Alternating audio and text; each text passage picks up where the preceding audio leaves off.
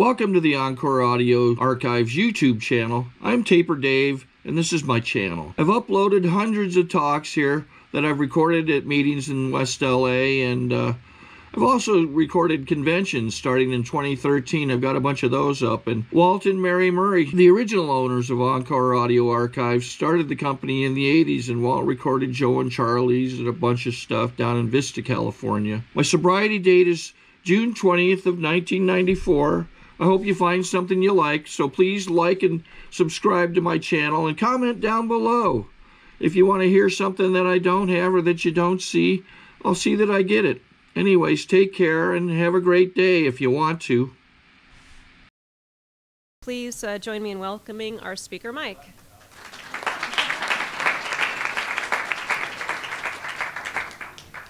Hi, I'm Mike. Yes, I'm an alcoholic. It's good to be here today. It's good to be sober. It's nice to be at Ohio Street again.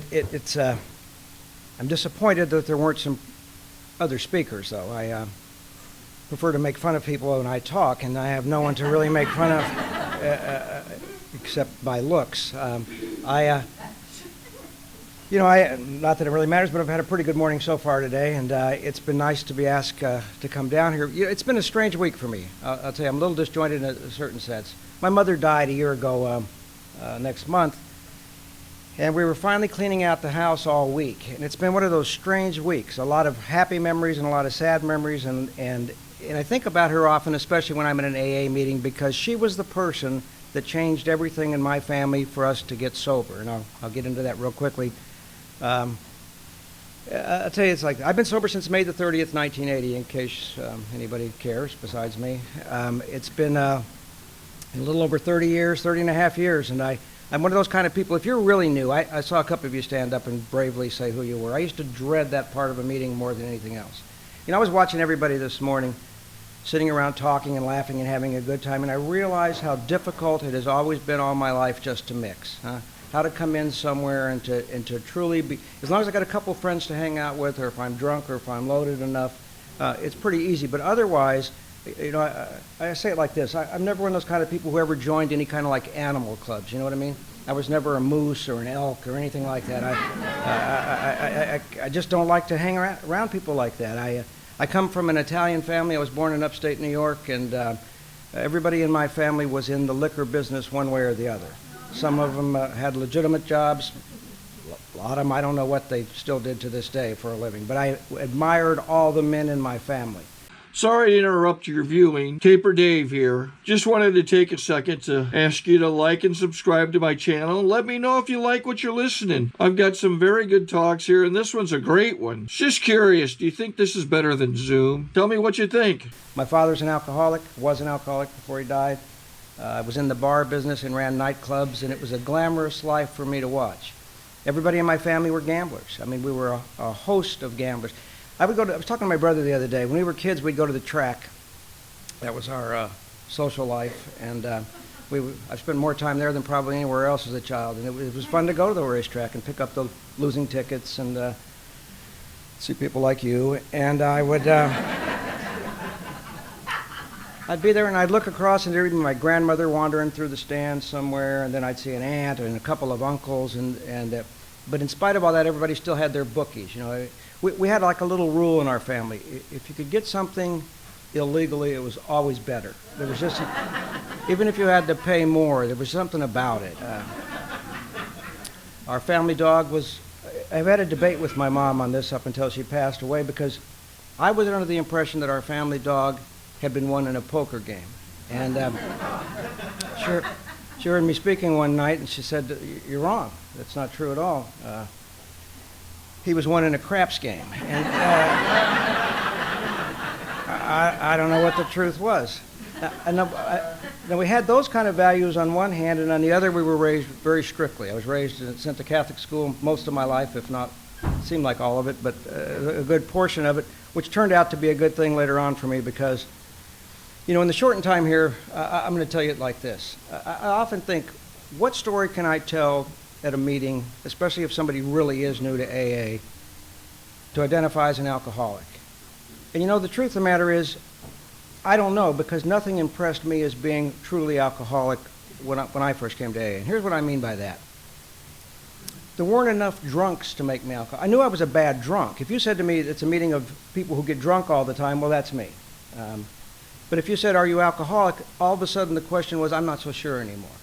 Because I had a warped idea of what being an alcoholic was, of course. And one of my misperceptions, among many that keep me in constant pain in life, was the fact that I thought people who drank badly were actually very cool people. If I was at a bar and I met some young lady and she said to me, you know, you drink too much, I'd say, well, thank you, I appreciate it. And because the people that I knew drank and used extraordinary amounts. And I was never a good drinker. I'm like the big book talks about. I was seldom mildly intoxicated. I was always more or less insanely drunk. If you came somewhere where there was, in my drinking days, where I was there and there was liquor, you never had to ask, has he been drinking? You know what I mean? It was never a question. People had no doubt. The questions I got asked more frequently was, God, how much have you been drinking, for Christ's sake? And oftentimes it was just really a small amount because I had no tolerance for alcohol.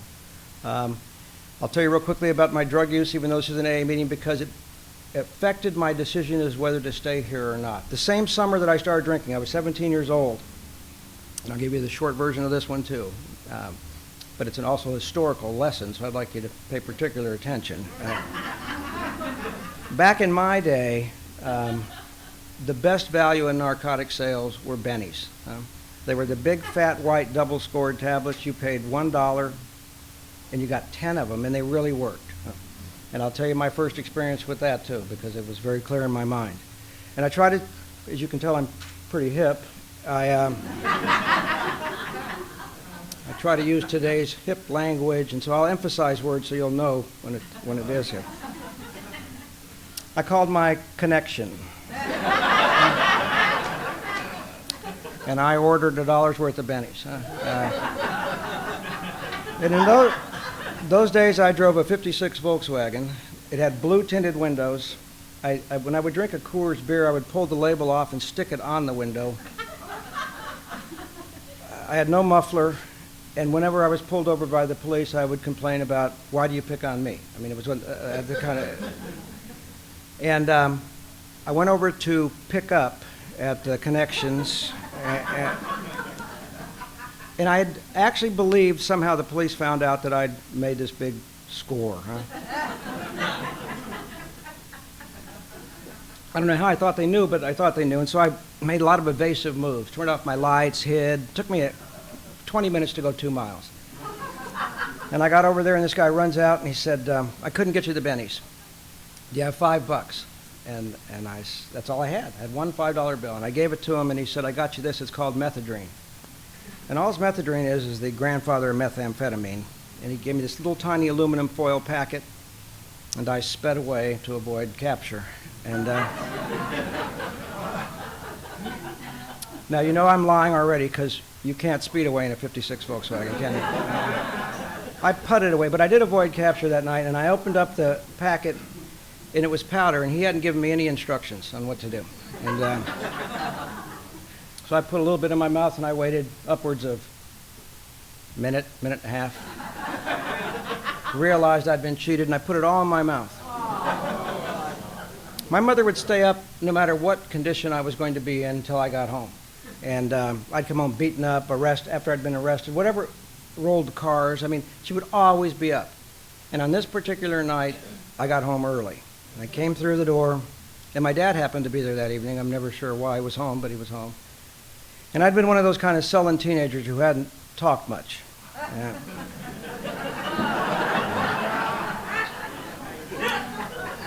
It ended. I started talking. They went to bed. And I experienced that night what I was going to experience for the next 14 years. Some of you may identify. I'm in my own room, creeping around my house. It was like the most exciting. I felt like this evil guy. It's my parents' house, for God's sakes. I neatened the house. I neatened my room. I peered out the window every few seconds. It seemed like time stood still. I chewed the inside of my mouth raw. It was just a fascinating evening for me. I read my first newspaper that night. I even read the legal notices. And when they got up in the morning, I resumed our conversation. They never asked me another question that summer. Nobody even looked at me like they had a question. The reason I bring it up is this. When I came into Alcoholics Anonymous, I had no difficulty understanding I'm a terrible drinker. I mean, that's just been known to me since I started drinking. I was always that one in the crowd who drank too badly. But when I got here, all of a sudden, I wasn't so sure I was alcoholic. Huh? I mean, it wasn't a bad idea when I first got here and people were saying things like, can you just not drink today, newcomer? Can you just go today? And as long as that was just like really one day, I didn't think that was too bad an idea. And I don't want to ruin this for anybody if you are new, but they started suggesting it like every day. And all of a sudden, I wasn't so sure I was alcoholic anymore. And I was at a meeting one night, and Clint Hodges was speaking. And he was one of my favorite speakers, and he made a huge difference in my life, not just that night, but later on, career-wise, too. But I was at my home group, the Casablanca meeting, and I was daydreaming, and he was talking, and he said something about, you know what? Our first step doesn't say we're alcoholic. It says we're powerless over alcohol. Ask yourself how well you drank when you did drink. And that took the issue away from me. Here's what happened. Late 1979, I was married to my second wife, and I should have been happy. See, one of the delusions I suffer from is this, that I know what it is that's going to make me happy. Now, that's been true prior to coming to AA, and it's maybe more particularly acute in sobriety sometimes, because it seems real to me. Whatever it happens to be at that moment, I'm convinced is the thing I have to have. I'm always waiting for just one more thing to fall into place so I can start being happy. Pretty soon I'm going to be happy. It's like dieting, isn't it? I mean, I don't feel more fit than when I'm sitting on my couch at home at night eating Haagen-Dazs, because I know that tomorrow I'm going to put it away and really start to live again. I'm always waiting on happiness for just one more thing. But the problem with it is, of course, it never happens. It's an impossibility that I never understood for a long, long time. I mean, I sponsor a lot of guys, and I like to give these kind of examples, and especially if they were here, I'd use them as exhibits for you, but because they're the same kind of things I do. You know, I get that call. You know what? I met her at a meeting tonight. I mean, I really did. I saw her tonight, and I got to have her in my life. I know I've said it before, but this time I really mean it. Yeah.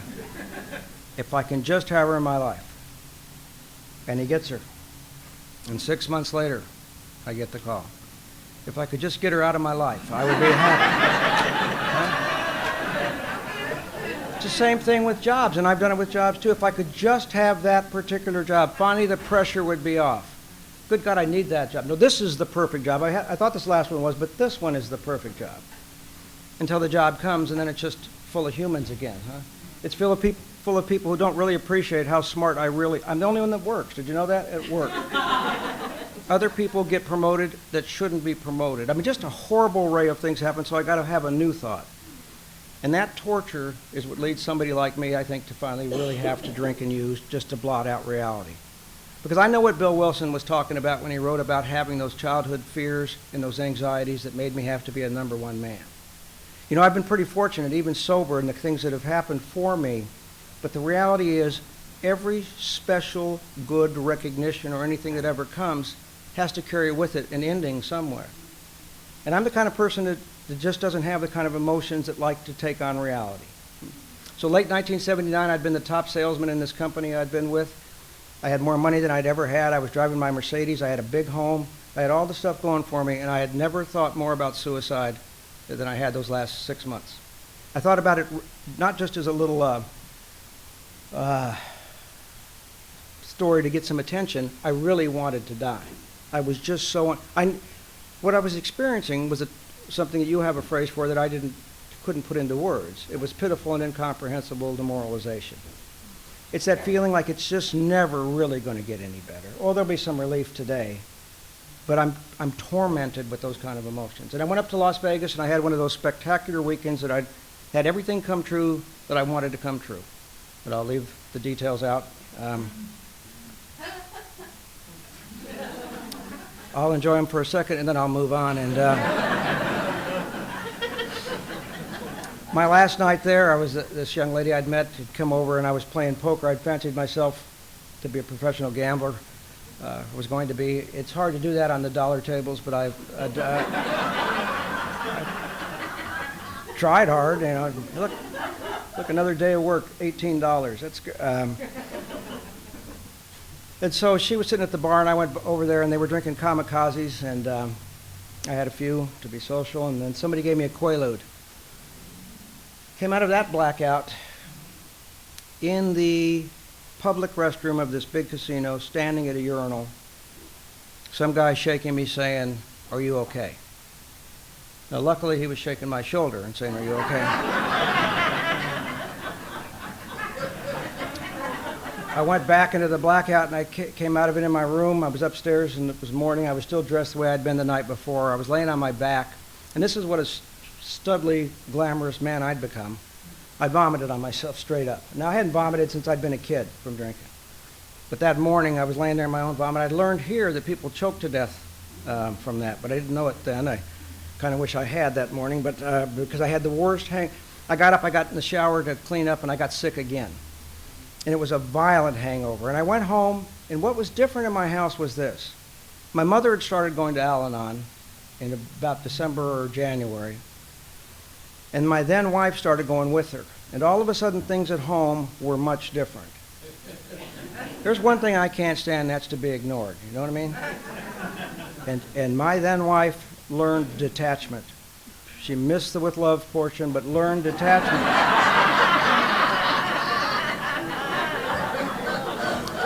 And I would come home, and she'd just ignore me. I'd have stories about some pathetic thing happening to me, and cancer that day, something, just, no, she would just walk by me, and I was horribly uncomfortable. And I got home from this weekend trip with my clothes washed out in this plastic bag.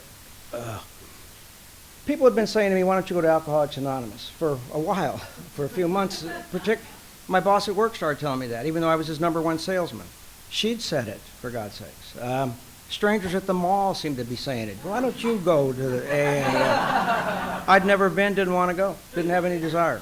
And I went to I got home and I was in so much trouble, I'd made her a couple of promises. One is I wouldn't drink for 30 days, which at the end of 10 days I realized, why do you always have to exaggerate promises, for Christ's sakes? You could have said 2 days. You're a man. You don't have to promise anything. And the other one was that I would go to my first meeting, and I went. And it turned out it was a participation meeting where they actually called on people to share, which terrified me. I was so scared of public speaking all my life that I would take an F in a class rather than give a talk. The whole class, I would take the F at the end, rather than have to even give a 2-minute talk. And I didn't realize you could leave an AA meeting. I sat down with some other people who looked just as pissed off as I was, and thank God they didn't speak to me. And this guy had a gavel, and he would rap it, and then he would call on people, and I was terrified. And so I'd look at my shoes, I'd pretend to be asleep, I would do anything not to get called on.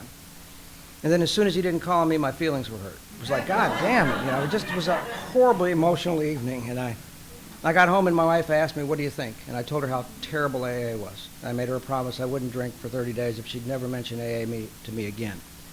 Now, I always give a man credit. It was from my home group. It's been dead for probably 20 years.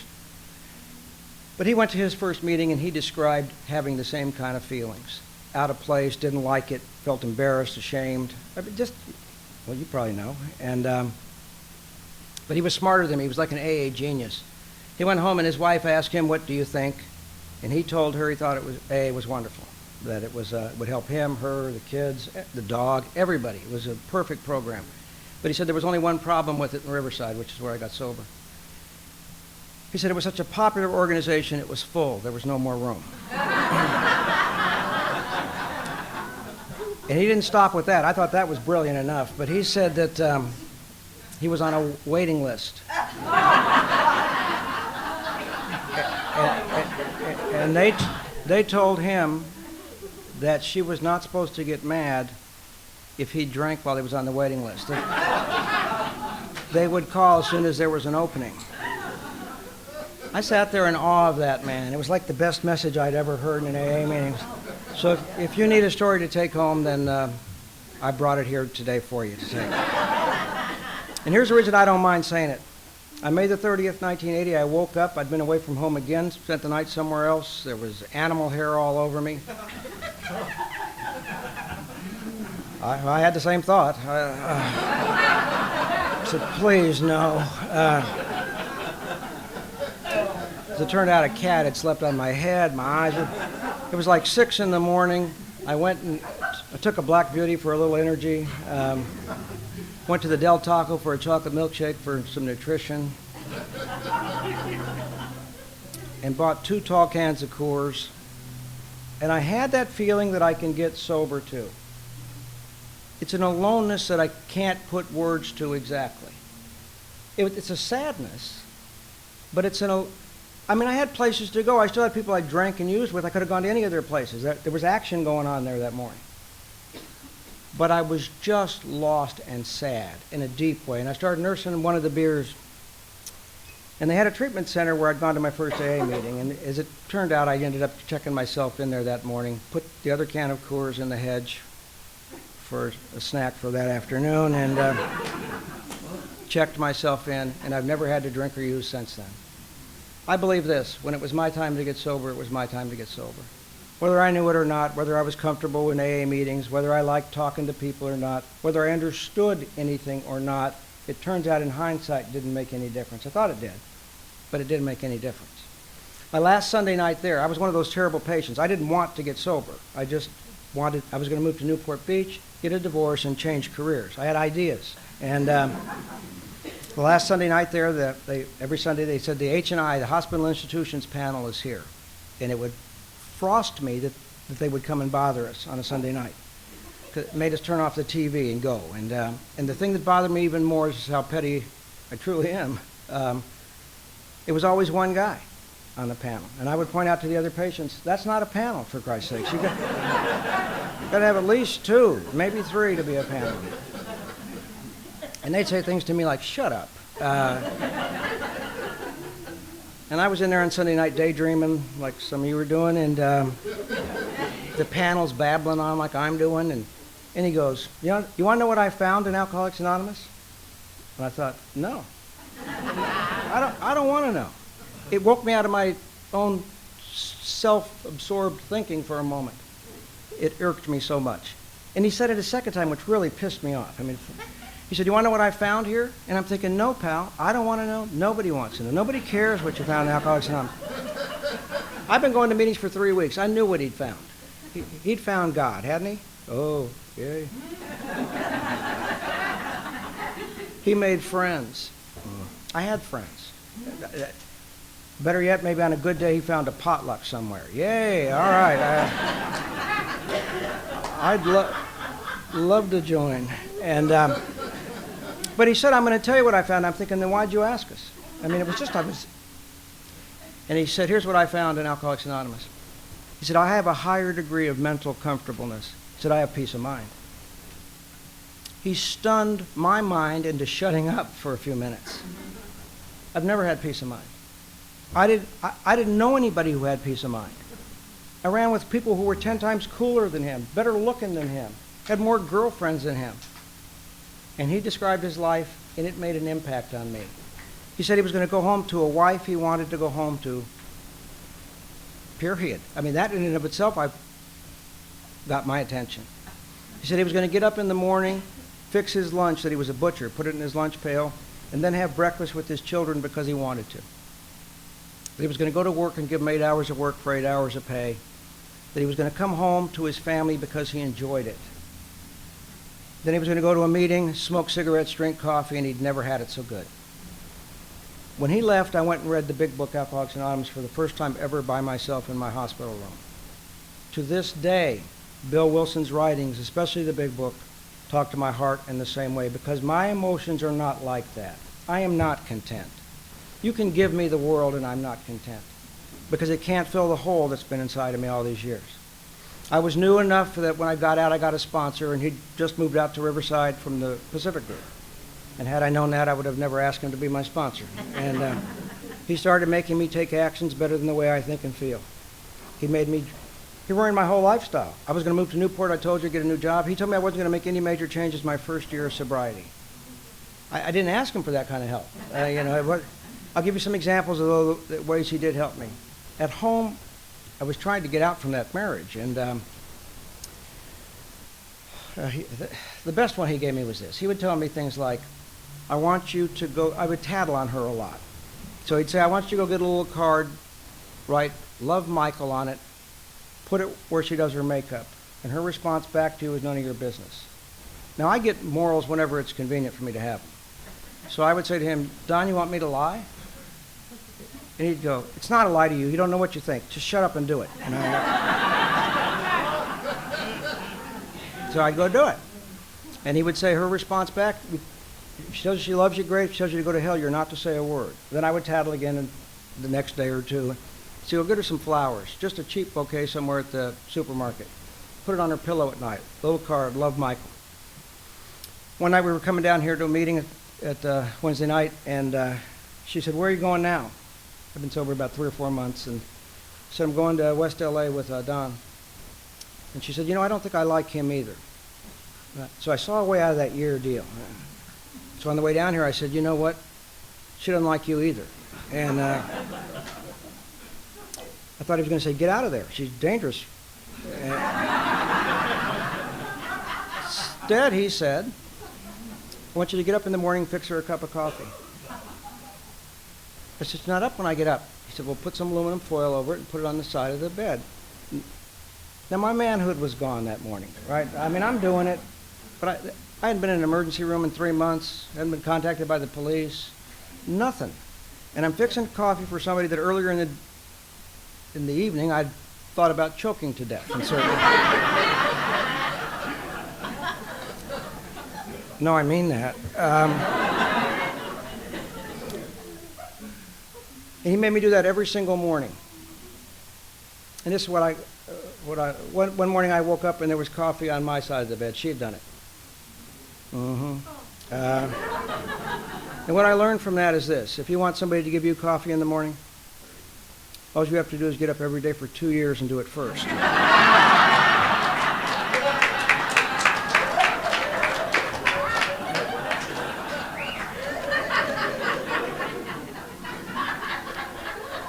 Of course, the lesson in all those kind of things that he had me do, and they were in every area of my life, in AA, outside, everywhere, was as long as I took actions better than the way I was thinking and feeling, my life seemed to go well. We stayed married a long time. I stayed married to her till I was, I think, 14 years sober. And if you're going through a divorce or have gone through one in sobriety, you know how painful it is to do those kind of things sober. It's painful to do a lot of things sober.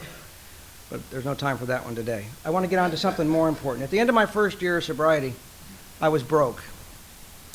I owed the IRS, I owed a lot of people, the car was gone, stuff was going fast.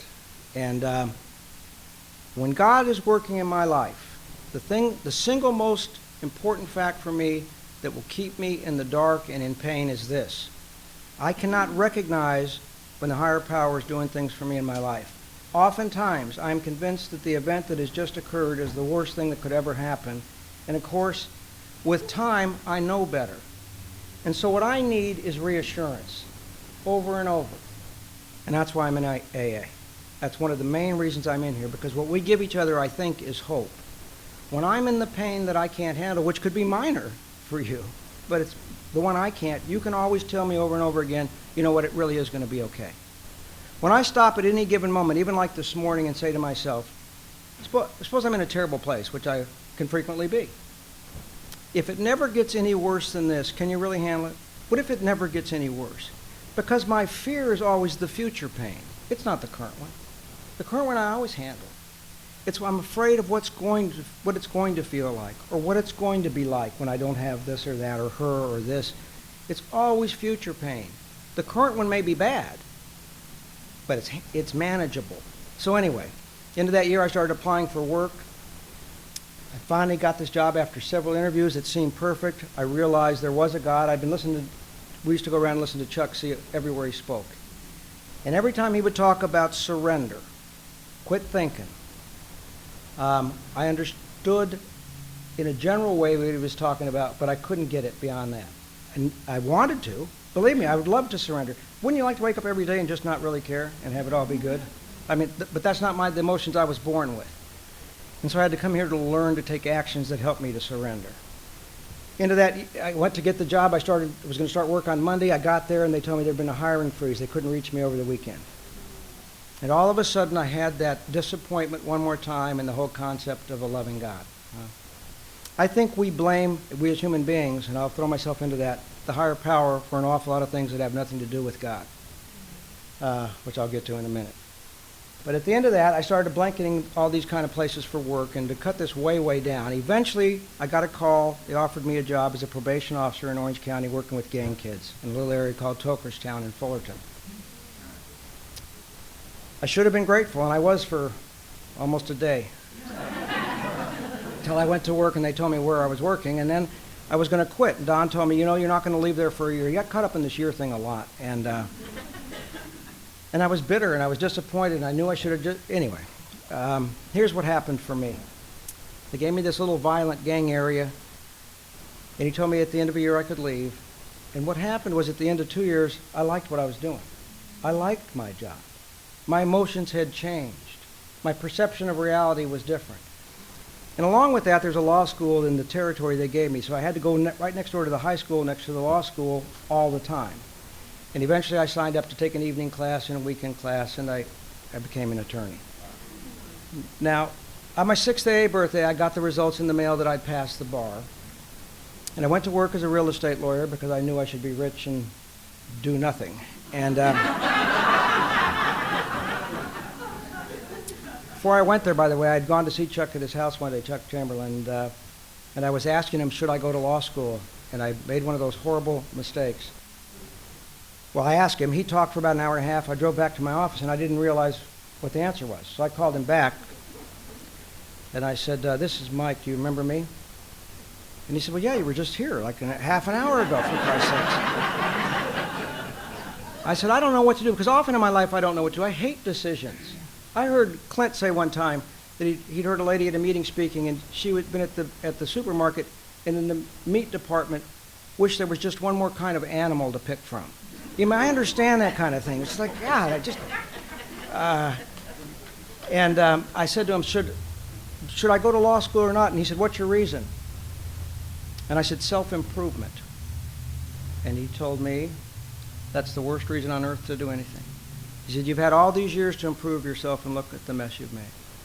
You know, I can get up and say over and over again, my life is unmanageable, but the amount of time I spend thinking and trying to manage my life is monumental.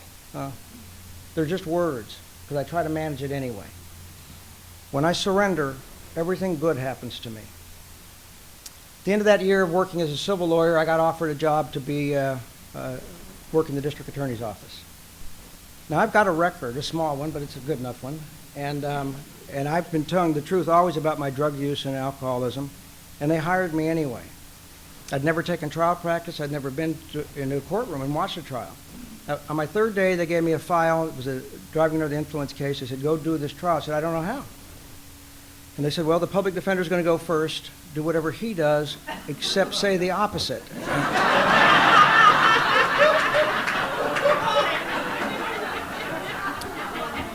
So I did, and I won the case, and again, to keep this way down, it turned out I happened to have a talent for trials, and I soon went into homicides, and I became the chief deputy district attorney in charge of homicides for a lot of years. And in my county, we roll out to the scene, so we get to see all the death scenes, and I've been out to lots of murders. It was out there that I developed another part of my belief in a higher power that has helped sustain me. I don't think God does one thing to me to punish me or to teach me a lesson in any manner whatsoever. There was a police officer killed in Riverside a couple weeks ago, and at his funeral they were somebody got up and was part of the eulogies said, we don't understand God, why he called you home, why he called him home now, but he had a reason for calling him home. Now, I'm not here to step on anybody else's beliefs. I don't think God called him home. There was a preacher who spoke later, and he shared more in line with what I believe. God was just as disappointed that somebody took negative action and killed that police officer as the rest of us were. See, here's what I think. If my defects of character are the things that keep me in battle with you, that cause me to hurt you and hurt myself, then I'm responsible for that. It's not God doing it. If I'm smart enough or clever enough or just mean enough to sneak up and kill you, for instance, or cheat you or rob you or cheat on you if I'm your husband or whatever the things that people like me do, That's me doing it. I sponsor a guy named Mark, and one night he was at our little Monday night meeting, and he raised his hand. He hadn't told me yet. He said, you know, I got evicted today. I got my notice. I'm evicted from my place I'm renting. And he said, I guess God's trying to teach me a lesson. And after the meeting, I told him, I said, Mark, that wasn't God. That was your landlord, for goodness sake. But I do the same thing. I mean, something happens, and I try to make it a cosmic occurrence. Negative always, only on the negative, or once in a while on the positive. But here, I'll sum it up like this to show you what it's still like for me today. 4 years ago, I got crossways with the guy that was coming in to be the new district attorney. He'd been my best friend, and we clashed. And eventually, because I was at will, I'd gotten promoted too much, I had to go. And you know, all of a sudden, I wasn't in the newspaper anymore, and I wasn't on television anymore, and people weren't saying, hey, that was pretty cool, huh? And I realized one more time that my ego and my humility needed a pretty good check. I don't think they were horribly out of place either, but they still needed. So for a while, I saw these other grandiose jobs that were going to fill in for that, and they didn't happen. And what happened to me over a period of time is what always happens in anything I perceive to be a problem. At some point, I had to surrender. And I know when I've surrendered, and it's like this, the outcome truly doesn't matter anymore. Not that I don't care, but it'll be okay either way. And last April, a friend of mine called and said he was going to run against this guy, challenge him for district attorney. Now, he stood, honest to God, he stood no chance from any political people I know because they'd asked me to run, and I'd looked into it, and I realized he was unbeatable until he was beaten in June. The guy, the new DA, called me, and he said, I'd like you to come back as chief of homicide. And I was grateful for about a day. Pretty excited about going back, get to play cops and robbers again, carry a gun, run around. The mature things that I care about. And I forgot about justice. And then I realized I'd gotten used to my own life now. I go to the gym every day, I go for runs, I goof off, I do what I want. And so I'm walking up to my Monday night meeting, I'm thinking, I'm not going to work. Gee, man, Christmas, are you crazy? I don't need to go to work, I'm not going to work. So I sat down next to my friend, Dr. John, and we're sitting there. He goes, when do you start back? And I go, well, January. And this was like October. When they swear him in, it's in January. And he goes, January?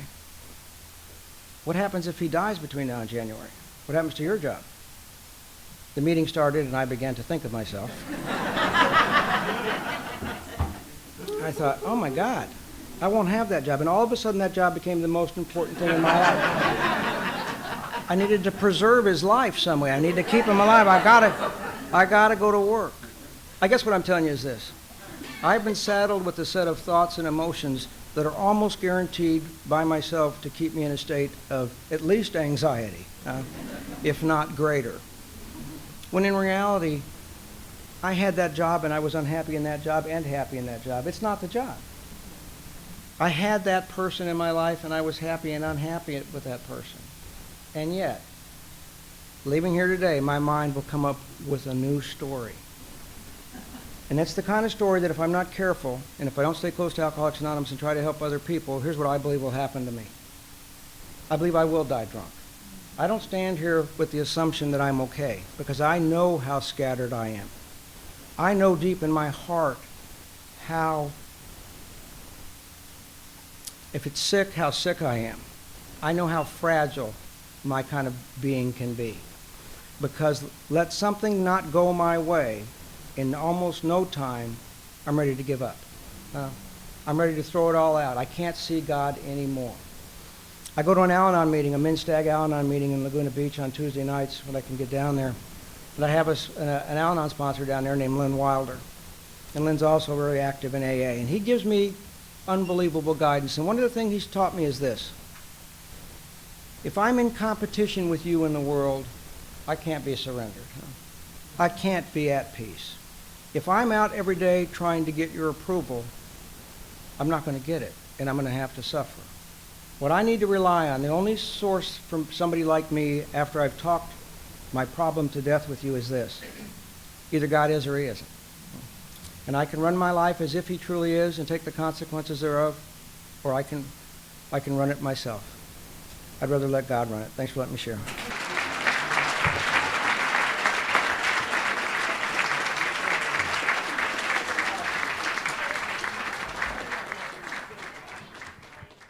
I think we got a great talk going on here. Thanks for watching the channel. Taper Dave here. Just curious, do you think this is better than Zoom? Okay, this is how I prepare my drone for launching. I like to do it inside the cab of my truck so I'm not standing outside in the weather. To install the joysticks for control, up and down, right and left, powered on. I have an Android phone that I use to connect it to the drone with. And it's actually controlled through the iPhone, through an app. Oops, wrong way. It's actually controlled through the iPhone, or through this Android phone, through the app. It's actually controlled through the Android phone, through an app, and you connect it through this short connection right here.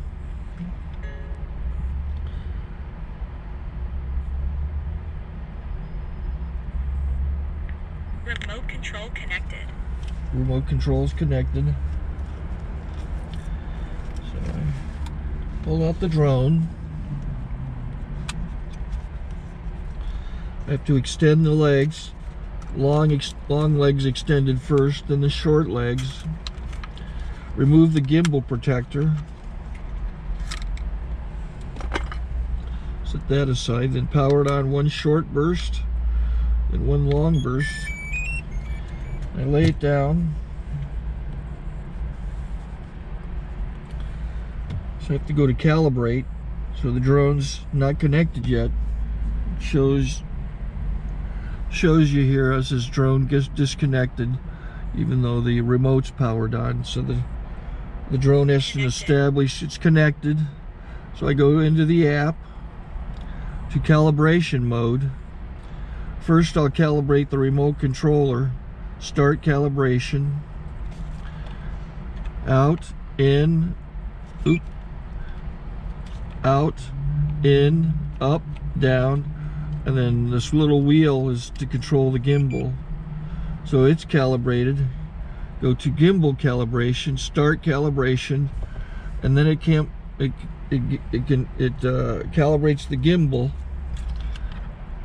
don't know if that shows up. The gimbal's moving all over the place. Changes, you can see it on the video. And I'm calibrated to take off. It's acquired 7 satellites at the moment. There are 26 satellites up in the sky, which it has to acquire before you can take off. So it's connected. It's got enough satellites. This is white.